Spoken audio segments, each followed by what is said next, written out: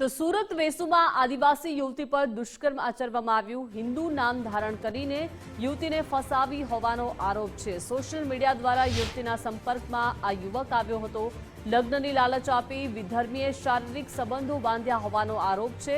યુવતી પાસેથી 3.50 રૂપિયા પડાવ્યા હોવાનો પણ આરોપ છે। 3,50,000 રૂપિયા પણ યુવતી પાસેથી પડાવી લીધા, જ્યાં યુવતીની બહેનના દસ્તાવેજો પણ આરોપીએ પડાવી લીધા। પરિણીત હોવાની વાત આરોપીએ યુવતીથી છુપાવી હતી। યુવતીને ગર્ભ રહેતા ફરજિયાત ગર્ભપાત કરાવ્યો હતો। ગર્ભપાત કરાવ્યા બાદ યુવતીને આરોપીએ તરછોડી દીધી। વધુ વિગતો સાથે સંવાદદાતા રાકેશ જોડાઈ ગયા છે। રાકેશ, સુરત વેસુમાં આદિવાસી યુવતી પર દુષ્કર્મની આ ઘટના બની છે। કોણ છે યુવક, શું વિગતો?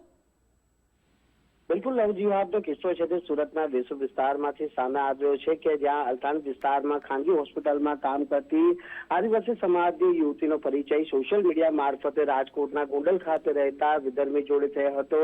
સુમિલ જે મકવાણા નામના શખ્સે છે તે પોતાની ઓળખ હિન્દુ તરીકેની આપી હતી। પોતે પરિણીત અને 2 સંતાનોનો પિતા હોવા છતાં યુવતીને પોતાના પ્રેમજાળમાં ફસાવી લગ્નની લાલચ આપી હતી અને ત્યારબાદ સુરતના વેસુ અને દ્વારકા ખાતેની ખાનગી હોટલની અંદર લઈ જઈ અને મરજી વિરુદ્ધ શારીરિક સંબંધો પણ બાંધ્યા હતા। જોકે યુવતીને ગર્ભ રહી જતા ગર્ભપાત કરાવશે તો જ તારા જોડે લગ્ન કરીશ તેવી વાત કરતા યુવતીએ ગર્ભપાત પણ કરાવ્યું હતું, પરંતુ તેમ છતાં યુવતીને બાદમાં તક છોડી દેવાતા યુવતીએ વેસુ પોલીસ મથકમાં આ મામલે ફરિયાદ નોંધાવી હતી।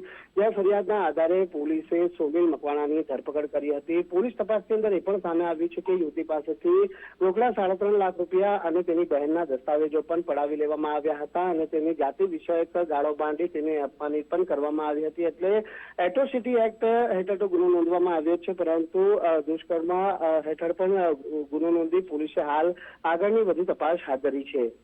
જી રાકેશ, આભાર વિગત સાથે જોડાયા તે બદલ।